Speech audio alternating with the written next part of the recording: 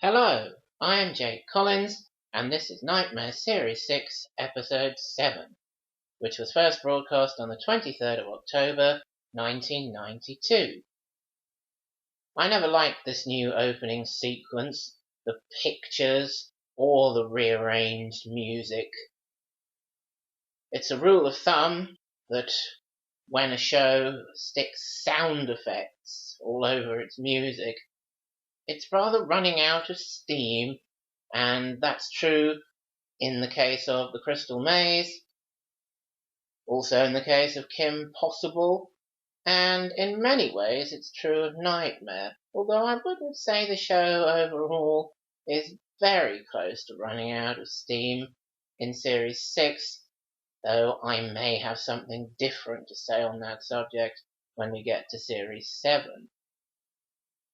I'm going to talk about the openings in Series 6 with Treguard and Pickle a little later, but thinking about this opening specifically, it's a funny one, a strange one that provides a clash of atmosphere, as Treguard and Pickle seem terribly excited that Alan, Jim, Nick and Mark from St Albans are in level 3 and close to the sword. Let's hope Lord Fear is as nervous as we are. Haven't seen Treguard and Pickle so excited since the last team were about to win, Ben's team in Series 5. I remember when I first watched this episode, I thought, oh, I guess Alan's going to win then. Treguard and Pickle only start the episode in this mood, when we're about to have a winning quest. But, oh dear, now we're in the actual gameplay, Treguard and Pickle's mood has completely changed. They're much more relaxed, not at all tense or excited, and when Alan just stands there on that causeway, which really is a hangover from level 2, until he falls to his death, they're completely unmoved, and in many ways, I think Treguard and Pickle are quite glad to see the back of this team. They have been rather boring, despite their impressive progress. There was another original aspect from Series 1 that was still in Series 5 that has now gone in Series 6. Spellcasting DISMISS. No, just strike the quest table with a mace to dismiss them now. A small change, perhaps in many ways an inconsequential change, but to me, at the time, like the new opening sequence, like the new life force clock, like the new portal noise,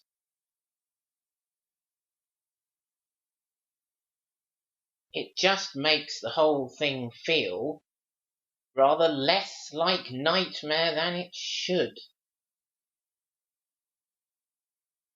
I was talking about Alan's level 3 there. It was very quick and also very nondescript. Will level 3 in Series 6 suffer the same problems as level 3 in Series 5? Well, I'll be discussing that fully next time, but from what we've seen of level 3 so far, which is the ship and a hangover level 2 causeway and a dwarf tunnel, the signs aren't looking good really, are they? Lord Fear has been very bigged up in this series. He's in every episode now. And at the time I really did engage with that. The show is very strong in its new format, powers that be versus opposition. Treguard slips very nicely, adaptably, as he always does, into his role as leader of the powers that be and arch rival of Lord Fear. And Lord Fear having an increased role, increased humour, increased presence in the quest, and of course, in this case, appearing on the screen in the antechamber to taunt the powers that be, Treguard, Pickle, new Dungeoneer January, before the quest actually begins. I really liked all that in 1992, and I still do. I think really in Series 6, the powers that be versus opposition concept is at its best, at its most comfortable, at its most entertaining. And for that reason, I do like Series 6 quite a lot, even though in many ways at the time I did feel the kind of Knightmare essence was slipping away from it. But as I say, I do still think that now, although at least, looking at January there, standing in the Hall of Choice, in the horned helmet of justice, a Dungeoneer still looks like a Dungeoneer, and that's something to be grateful for, as we'll find out very soon when we get to Series 7. As a fan of Series 4, being very familiar with Series 4 when I first watched this, I was pleased with the Hall of Choice as a start to the quest. As I said before, I do kind of expect choose your quest object to be the first thing that happens on a Knightmare quest, and the effect with the blue tiles and the hexagonal columns shooting up is nice, a good way to kick off.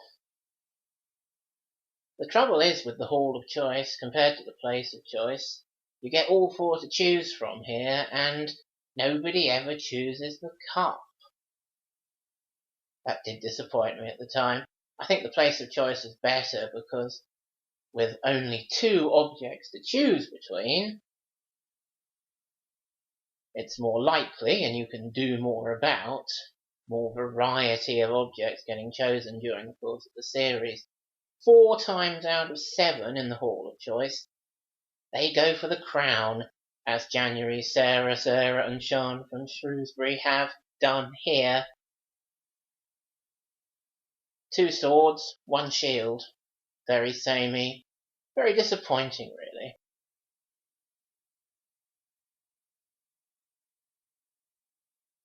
It's Paul Valentine as Motley. I remember first watching this episode, I was very pleased to see him here. This is a good way to use him, incorporate him into the quest, have a bit of a plot. He's been shrunk by Sidrus after bothering her with his declarations of love. You've got to enjoy Motley while you can in this series, because he only makes 2 contributions, really. This is his second contribution. It's a lengthy one. It takes up most of this episode and the beginning of the next episode. But his only other contribution was in episode 2 with the first Dungeoneer, Matt, not doing very much, being Sidrus's assistant. Motley there really was something of a spare part, but here he's properly involved in a proper plot-based quest, and it works really, really well. It's my favourite little scenario in Series 6. January carrying Motley in the box, I think it works really well, and I think it's a shame not to have thought of ways to include him elsewhere. The team should have in mind at this point, their bargain with Motley is, they're going to look out for Sidrus and get her to turn Motley back to his full size. Is that going to be evermost at the front of their minds? Their little task for the level? Well, let's hope so. Of course, one reason Motley isn't in Series 6 very much is that they can't think of things to do with him, and Paul Valentine spends the vast majority of his time playing Sylvester Hans, which was exactly the same in Series 5. But also, after the next quest, Ben's winning quest, Paul Valentine does disappear from this series for 5 full episodes. That's an entire third of the series, as we're down to 15 episodes at this point. He must have had something else to do during that time, mustn't he? So yeah, that must be partly why we don't see Motley again after January's quest. Of course, when Paul Valentine does return in the final episode of the series, for a quick appearance at the end there, an amusing appearance with Dungeoneer Chris, of course it's as Sylvester Hands, because they find him easier to use and write and be amusing with. And as I said before, Sylvester Hands is amusing and played really well by Paul Valentine. But I'd like to have seen him share the screen with Motley a bit more. It's rather annoying here the way January can't read out defrost from the scroll or from the pouch. It's always deforest powder. The advisors don't notice, they don't correct her. They suffer from not really being very on the ball at the time of their death in the next episode, this team, and you can see it building up here with a couple of examples, and that's one of them. Always interesting to see someone unique through Lord Fear's pool of veracity. Hordris in this case. We find out, of course, that Lord Fear has spell-trapped Sidris. Well, that works out quite well for January's mission, doesn't it? Hopefully the girls have realised, we're going to free her and ask her to turn Motley back to his real size. Quite obvious, really. We don't see much of Hordris in the first 2/3 of this series. We see him once in the first third, in episode 3, once in the second third, here, and then he only has some really decent appearances, although his appearance in episode 3 is quite good, in the final third of the series, and that's actually where I'll be picking up next time on my next commentary,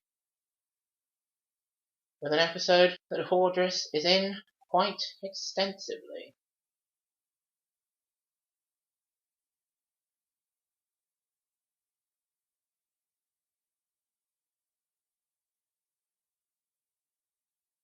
Yes, despite those changes in presentation, I did get very into Series 6 the first time round. I think it really is now, Knightmare, more suitable for a younger audience. And at 9 years old, I think I was more like the average age range of CITV at the time.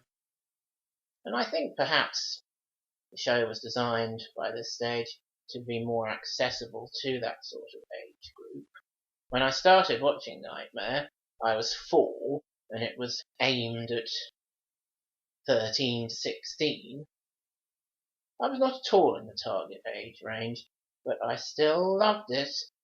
However, I do think I really got a grip on it when the pitch of the audience age range went down and my age went up, and they kind of met in the middle. The lingering regrets about those little touches that make it not quite like Knightmare should be, they were always present. But I do have a lot of fondness for Series 6, and I do think it's a very strong, confident series, which works very well in many ways. This Fright Night timer on the causeways was a good modification from Series 5. With Alex's team there, it was decided they dithered too long on the level 2 causeway, and thus they died. But it's unfathomable the first time you see it. Well, why has the causeway fallen? They haven't even moved yet. They haven't really seemed to be timed before. I remember watching the first episode of Series 6 and thinking, yes, Fright Night timers on the causeways. That's the way to do it.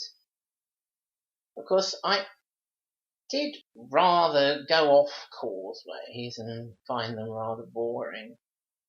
I think I preferred the Series 5 ones when it was the 4 different picture sequences, rather than a variety of number codes in Series 6. It's all numbers. Not so interesting. And the one bit of variety, causeway variety, we do get in Series 6 is in the next episode I'll be commentating on, with the Great Causeway. So I'll certainly have to remember to come back to that point. Then, January's team weren't very on the ball there, were they? Not spotting that the way they were taking, there was only a 4 before the end, and you had to take the odd path, as Pickle reminded them. Be careful. Go to the other 7 on the right. Thank you for that, Sean. Thinking ahead, even a couple of steps like that, it's not January's team's forte. They'll get away with it in level 1, but in level 2, it's gonna do for them. I like Sidrus and Motley as a duo. They have some good chemistry.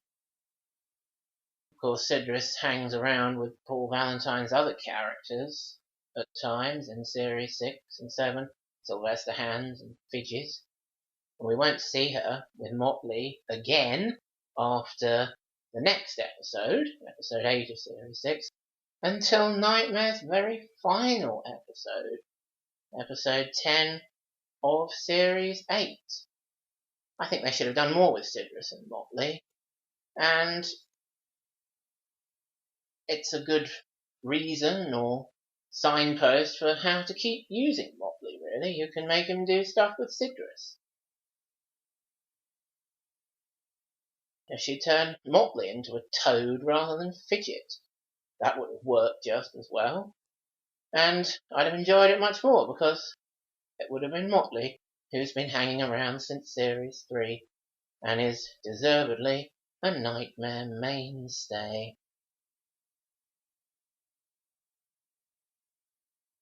They freed Sidrus using the defrost powder. Right thing to do. Are they now looking for an opportunity to say to her, well, as I've freed you, how about changing Motley back to his normal size? That should be uppermost in their minds. Is it? Well, we'll find out in a minute. Paul Valentine does a lot of voiceover on this episode while Motley's travelling in the box. Nice work here with Iona Kennedy. Little exchange of insults. They kind of have a love-hate relationship, which often doesn't work in things. But with Motley and Sidrus, I think they have the right chemistry, and I do enjoy their bants.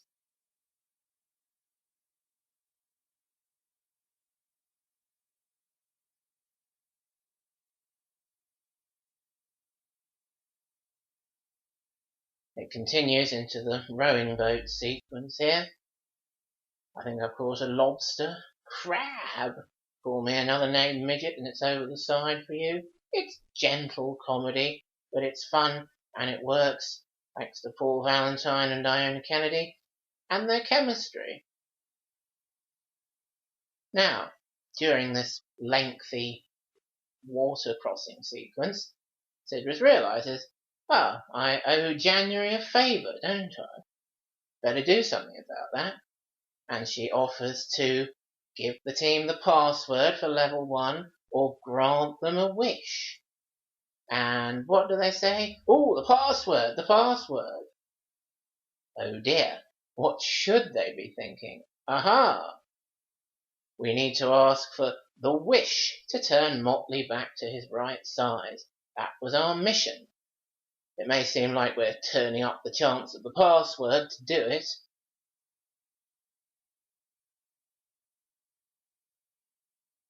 I expect Motley will give us the password anyway.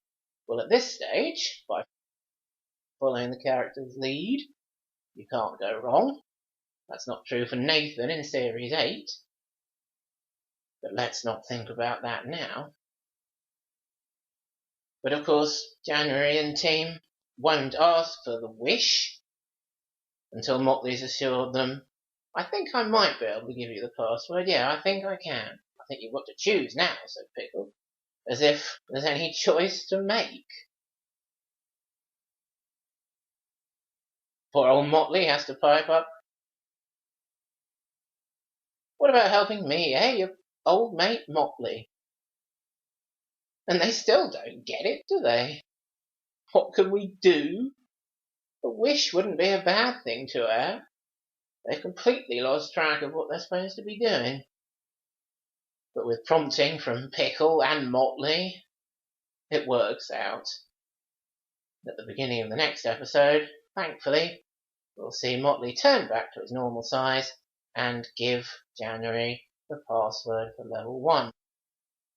And as I thought for almost 2 years, as January disappeared into the house, leaving Motley standing on the table, that was the last we were ever going to see of Motley. But that didn't turn out to be the case, and that's something I've always been happy about, and something I will come back to on a future commentary.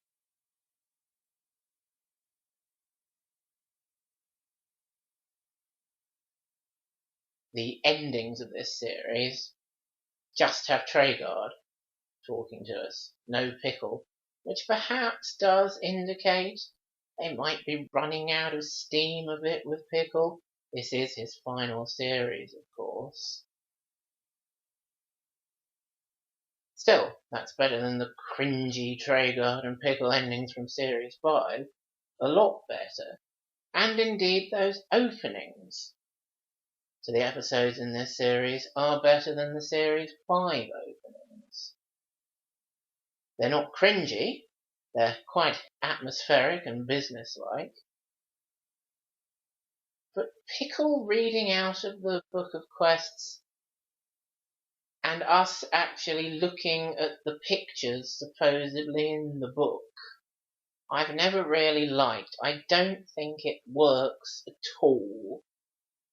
When Pickle's kneeling in front of the book, you can quite clearly see in the camera shot that all the pages are blank.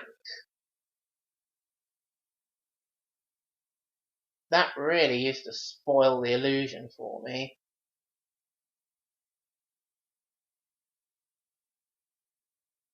Flipping through the photos of the team,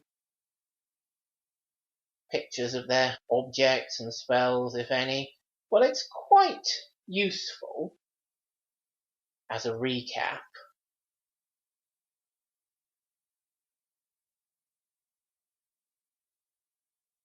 But stylistically, I don't think it works very well.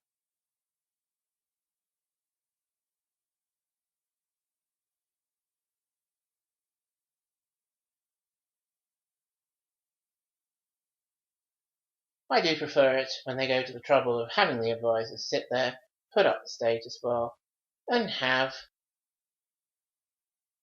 Pickle talk us through where we are.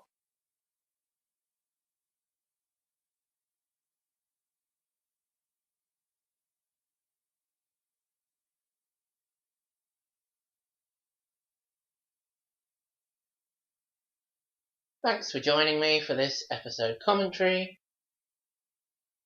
Join me again next time as I talk about Knightmare Series 6, Episode 11.